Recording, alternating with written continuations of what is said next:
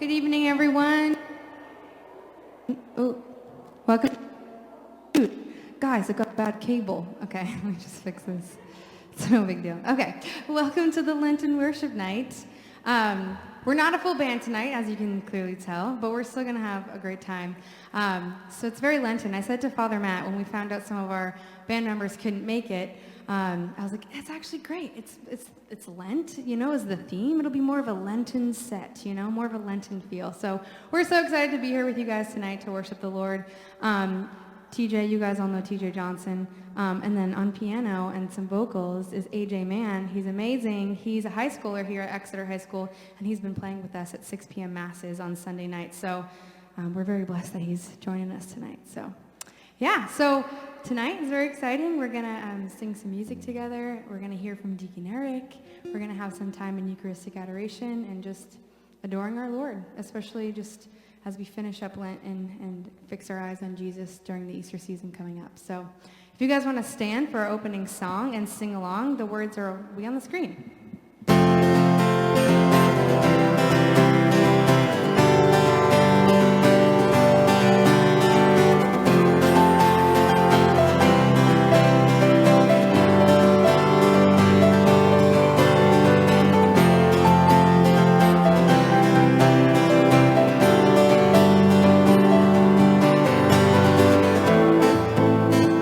Morning, my mind is on you.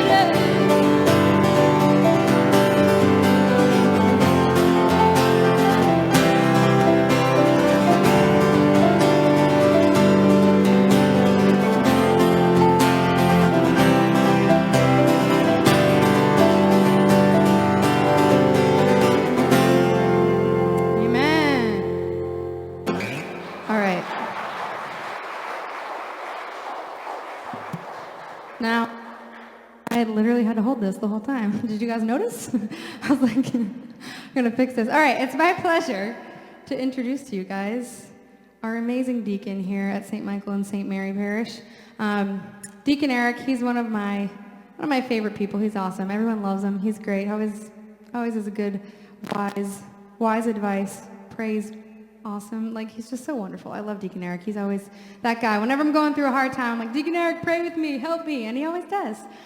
So I'm so happy he said yes tonight when I asked him to witness. So if you guys want to give him a warm welcome, Deacon Eric.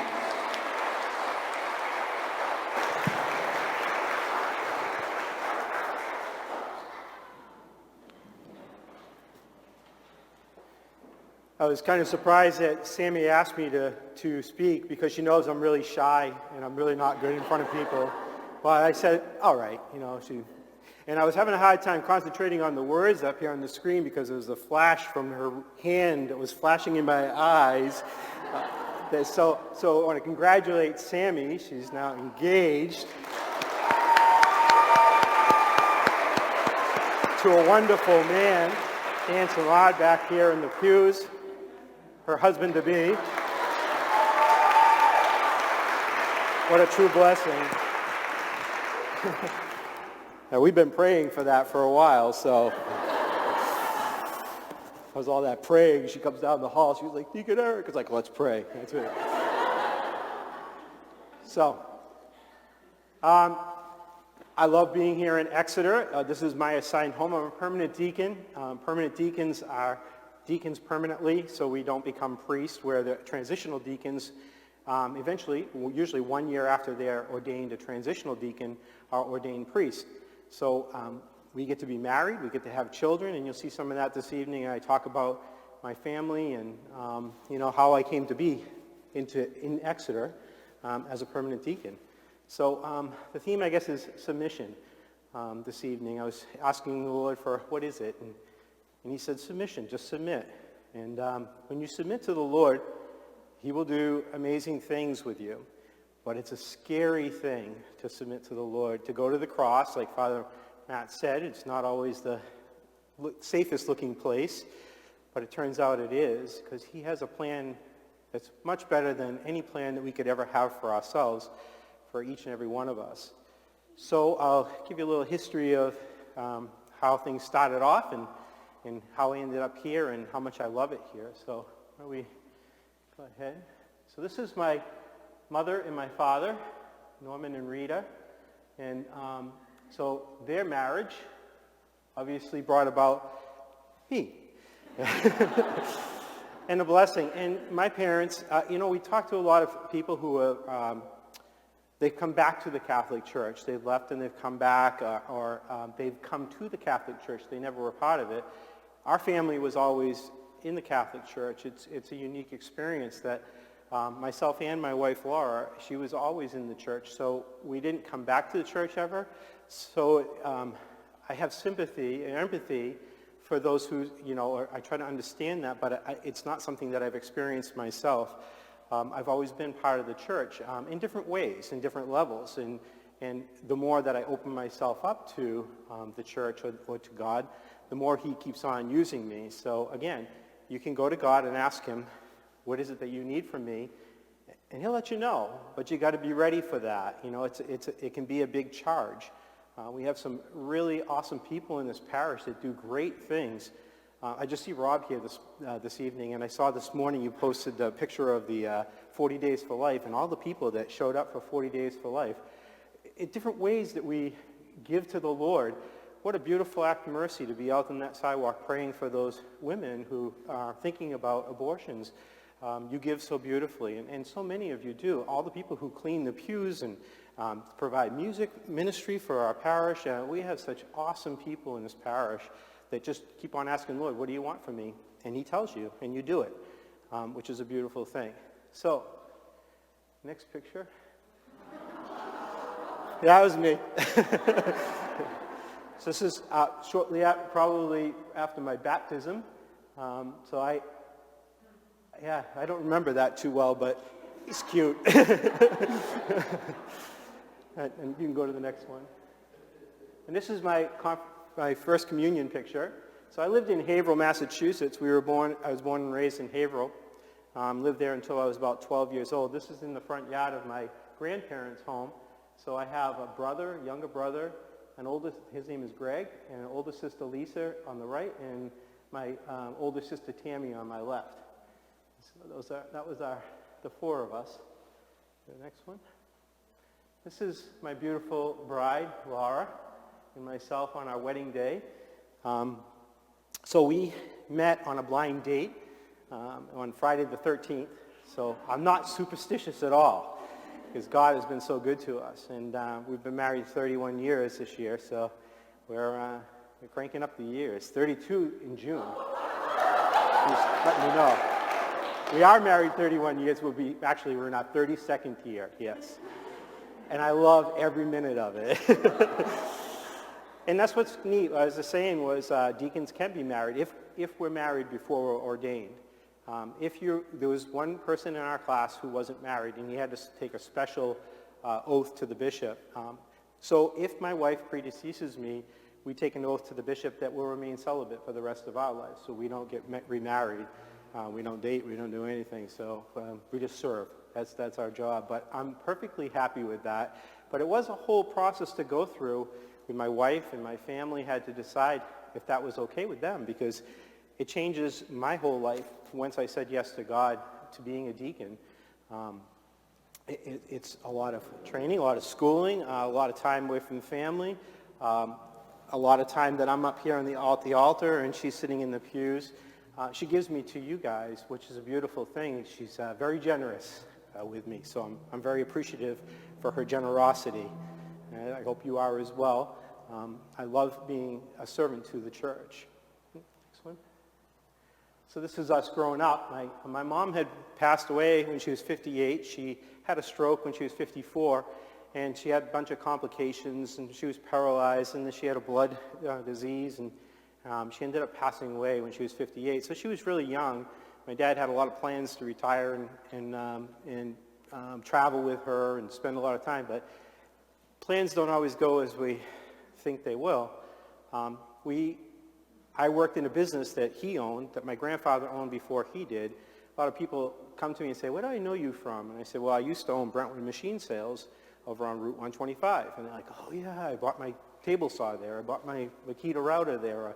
So we sold tools and machinery to the general public, to the school industries, to industrial corporations, and we provided a good service there. And time went on, and my dad left to take care of my mom, and once my mom passed, he felt like he didn't want to be part of the business. I really wanted to own the business one day. I didn't want to own it under the circumstances that it happened. He just walked in and said, "I'm not ready to come back. I don't think I will. I wanted you to buy the business now." And so I had to really think about that, and my wife and I prayed a lot about that because it was a big responsibility taking on a family business. And it was going to be our only provision, both her job and my job, but this would be my primary job, is taking care of the business. And I didn't know. I had to put it in God's hands. Again, I had to submit. So I did. I purchased the business from my dad over a period of years and started running it myself, and several years went by, and the first couple of years of the business were great, and then the internet started getting caught on, and people started buying their stuff on the internet, and so we had to change our business model. So some of you may have seen the sign on 125 that said consign to sell. I changed the business model to consignment, so I was taking people's inventory from whatever they had from their shops, from their homes, furniture, artwork, whatever we had, we were putting it in our shop and we were returning it over. Required tons of hours, and eventually, after 35 years of being in retail, I said, this retail thing is really getting old. I was talking at that time, so go to the next picture. These are my daughters, Megan and Mary. Megan on the left and Mary on the right, so you'll see a little bit later more about Megan and Mary. You go to the next slide. So this is Mary, Mother of the Church in Newton. Anybody been there? Mary, Mother? So this was our parish before we were assigned here. So for 25 years, my wife and I went to church with our children at Mary, Mother of the Church. And I had Friday adoration from 5 a.m. to 6 a.m. every Friday morning. And a lot of times I was the only one in the church.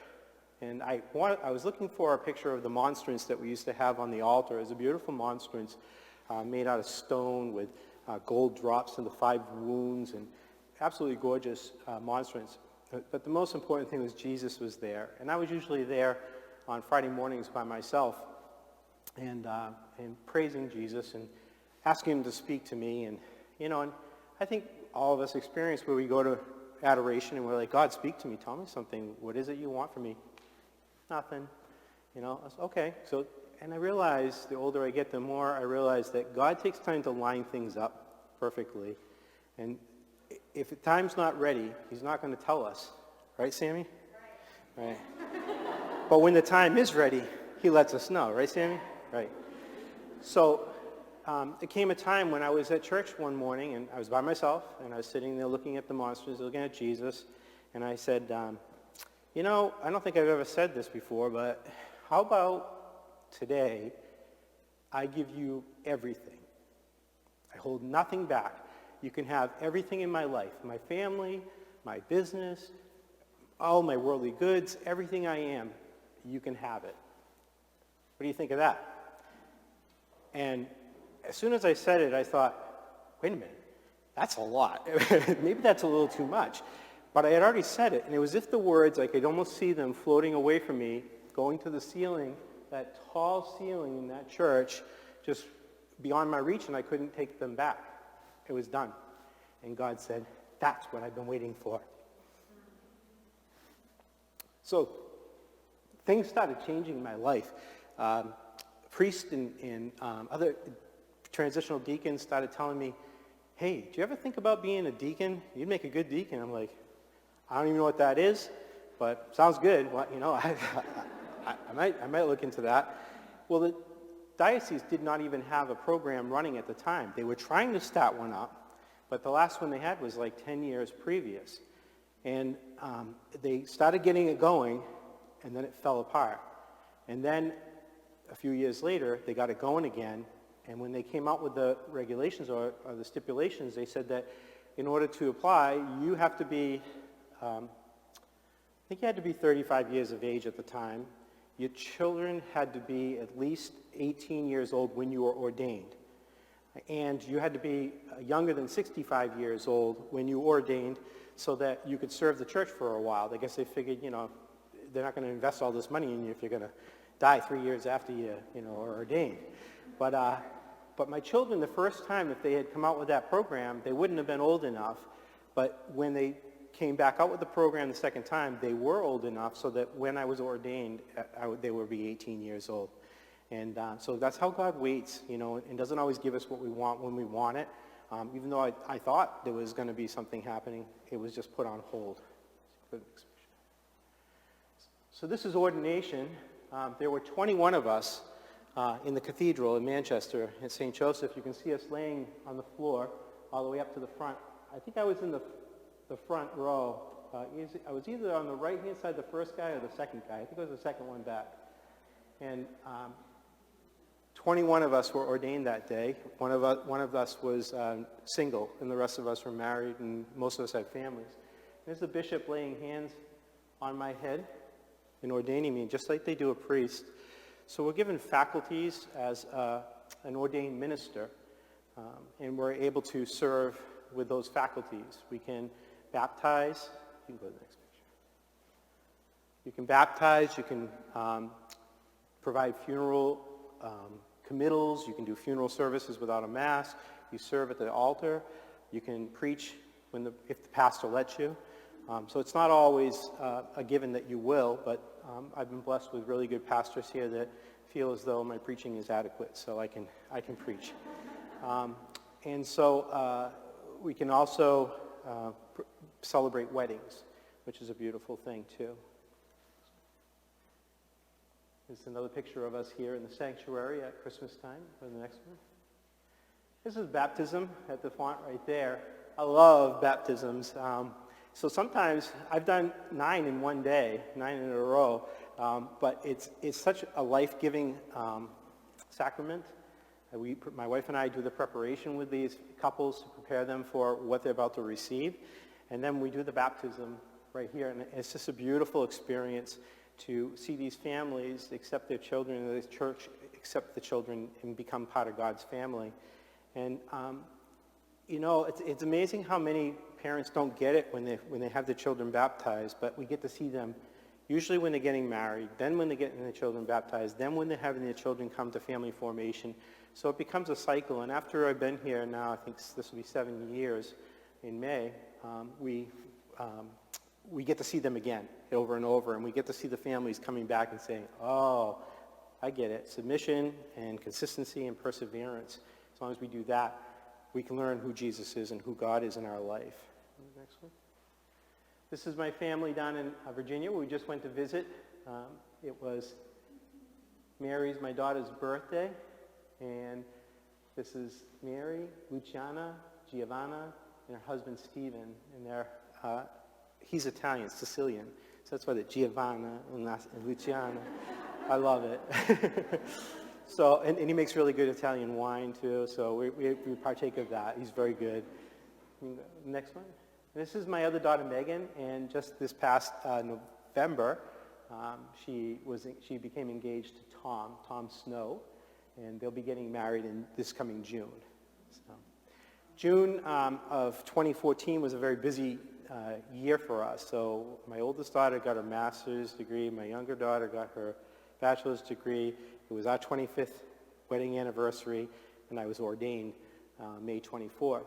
So the night before we're ordained, the bishop gives us a letter, and it tells us where we're going to be. I asked Father Albert, who's in Plastow and Newton, if I would be assigned to their church, to that parish where I was. And he said, probably not. You'll probably go someplace where it's busy and they need help. And so I opened my letter, and it said, you will be assigned with Father Mark Montmany in Exeter and in Newmarket. So St. Michael and St. Mary, I was like, oh, this is great. I love Father Mark Montmany because I was already here the year before serving as in my practicum year. So I got a good feel for the parishioners and how things were going. But then to be assigned that night. And the next day we were ordained, and then we had great celebrations. I don't want to go on too long because we have more music. And I am available now. Father Mark had asked me, after I owned the business for so many, 35 years, I didn't own it for 35, but worked in it for that long, and I didn't want to do it anymore. He had said, would you ever think about working for the parish? And I said, what would I do? And he said, whatever I ask. And I was like, yeah, I can do that. He seems like a pretty fair guy. And so I told him I'd go home and I'd pray about it. So I went home and I talked to my wife, and we were like, yeah, you know what? I know it's a huge income difference and stuff, but it'd be really good for me. I think this might be really good, and I'm going to submit to God's plan again.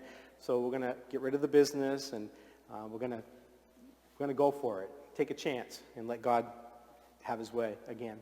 And so I called the office the next day, and Jennifer answered the phone. Jennifer, who runs the office, not the bookkeeping part, but she basically runs all the secretarial part of the office. She's excellent. And she said, how you doing, Deacon Eric? I said, good. I was calling to check on the hall availability because we were running some program for married couples or something at the time. And she said, oh, yeah, it's available. And by the way, welcome on board. And it's like, excuse me?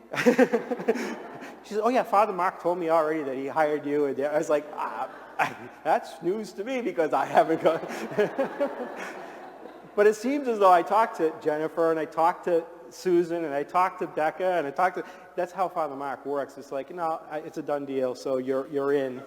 You can't leave. So I am in the office usually Monday through Friday, usually 9 a.m. till 3 p.m., and I'm available to you. I serve this parish. I serve St. Mary in Newmarket. If you need anything that a deacon can help you with, a married man with family, please reach out to me. I'm there for you. That's what I'm there to do. That's what I get paid to do, so use me. Make me earn my pay. But I also I love serving the community with my wife, doing couples nights and divine dinner dates and C3, committed Catholic couples, going out to around the town and just doing great things with the couples. But being part of this parish with all the families, beautiful families. Love working with the youth. They've been so good. Been to Steubenville several times with the youth. Great experiences. There isn't anything I don't like about this job. And I couldn't say that about the previous job I had. So my submission, God has given me so much back. And I ask you tonight, Father Matt's going to be coming around with monstrance. And he's going to be, I think you're going to be doing, are you going up and down the aisles? So he's going to come close to you with Jesus. And I challenge you tonight to say, even if you do with some stipulation, you can make some agreements and say, well, Lord, if you want to do something with me, then I give myself to you. You might say, but keep in mind, I still have my kids to raise, and I have this to do, and I have that, but you can do that, and just say to him, even if it's going to take some time, even if it's not tonight, it's not tomorrow or next week, use me, Lord. I want to be part of your plan. I want to be part of what you have for me to do as missionary work, because we're all called to do that in our lives and for the church. So God bless you. Thank you very much for being such awesome parishioners and family to me, and I love you.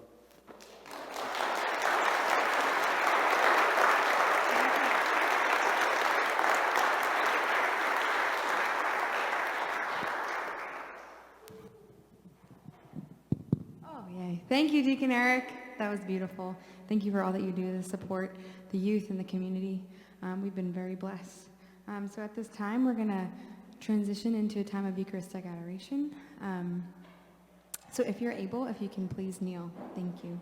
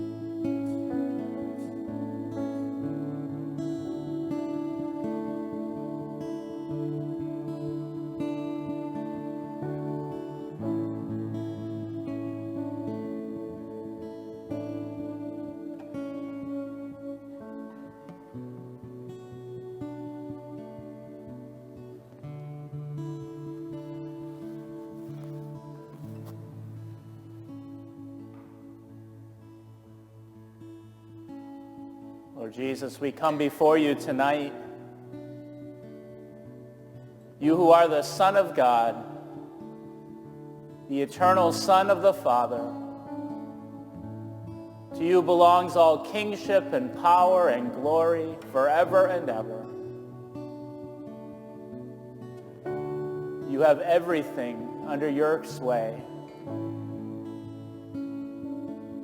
Everything has been given to you by your Father.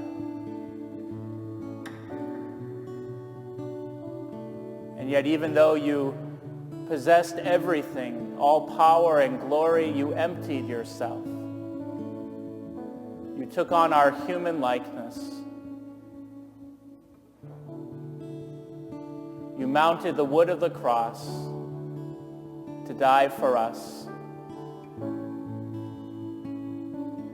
You submitted to the Father's will. You came not to do your own will, but the will of the one who sent you.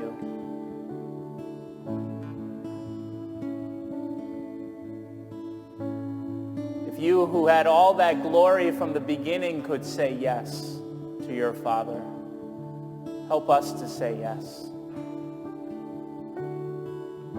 Help us to be obedient. Help us to learn from our crosses and our suffering. Help us to keep going and to follow you. Help us to keep our eyes fixed on you.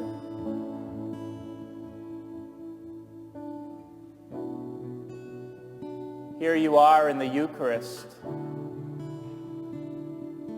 just like you were on the cross, opening up your most sacred heart to us, holding nothing back, pouring out all your grace and mercy and love. You say yes to us. You are on our side. Even when we are unfaithful, you are faithful. Your mercy is from age to age. Help us to learn from you, who are meek and humble of heart. Make our hearts obedient like yours.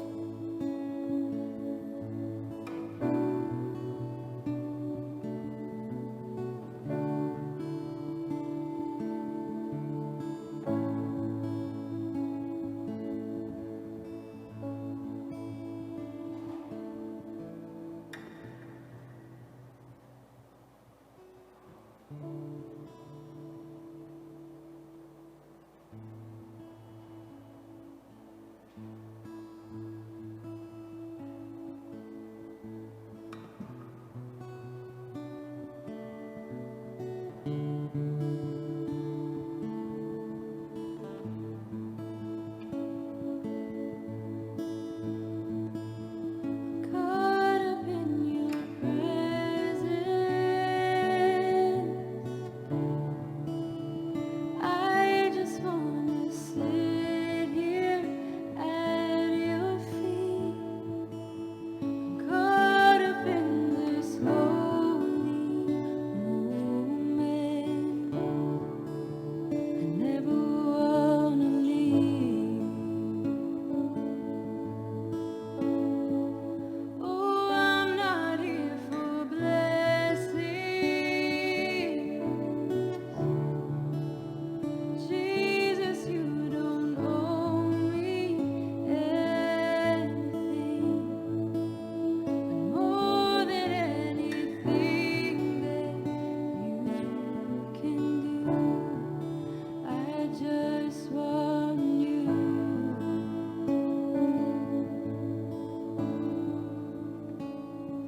And I'm sorry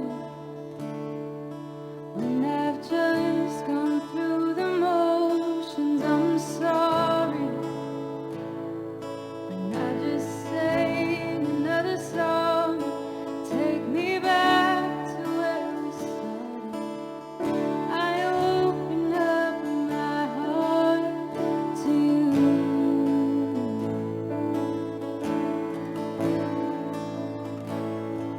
And I'm sorry when I've come with my agenda. I'm sorry when I forgot that you're enough. Take me back to where we started.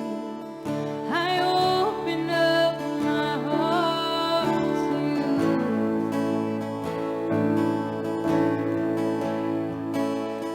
Caught up in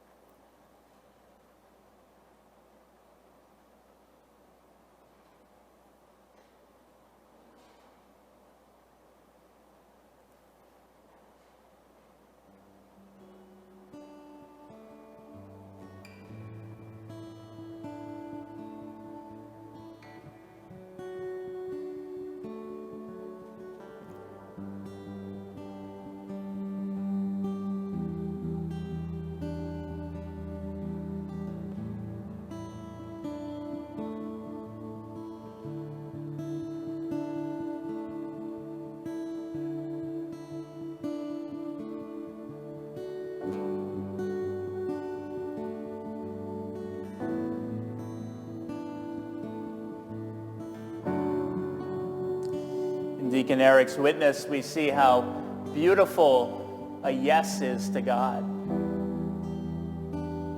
When we say yes to God, he says yes to us. We do so much more with him than we can do on our own. When we say yes to vocation, when we say yes to faith, when we say yes to a relationship with him, when we say yes to an opportunity to love someone, even when it's hard, when we say yes to forgiveness, when we say yes to what the Lord is asking of us today, just to get up and follow him one more time, God can do so much with that yes.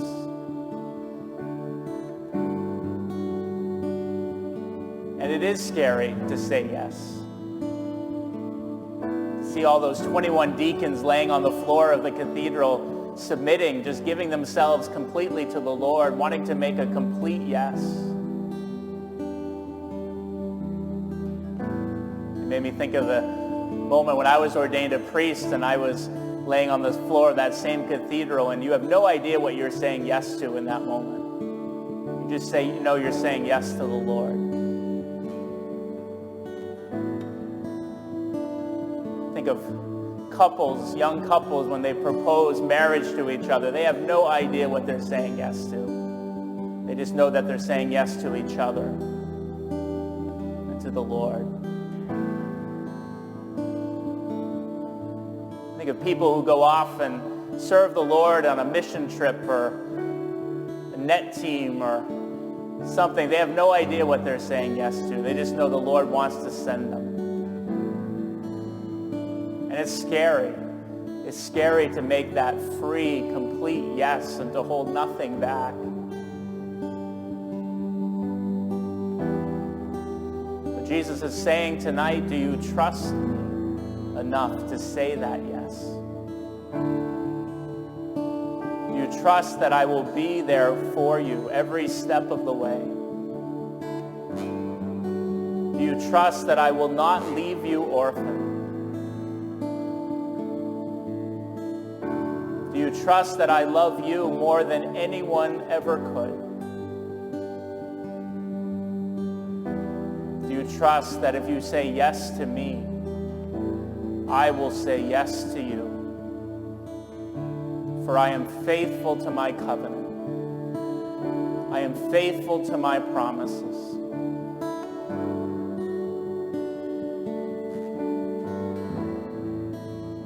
In Christ, it is no longer yes and no, but yes has been in him. Jesus is all yes. He is for us, not against us.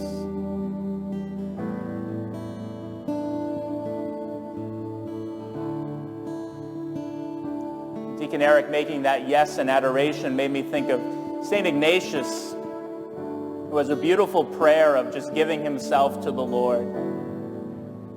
Sometimes it's called the Suscipe prayer.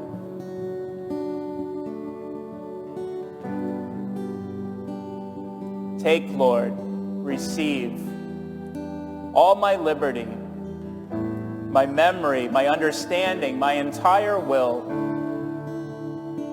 Give me only your love and your grace. That's enough for me. Take, Lord, receive all I have and possess. You have given all to me. Now I return it. Give me only your love and your grace. That's enough for me. Take, Lord, receive. All is yours now. Dispose of it wholly according to your will. Give me only your love and your grace. That's enough for me.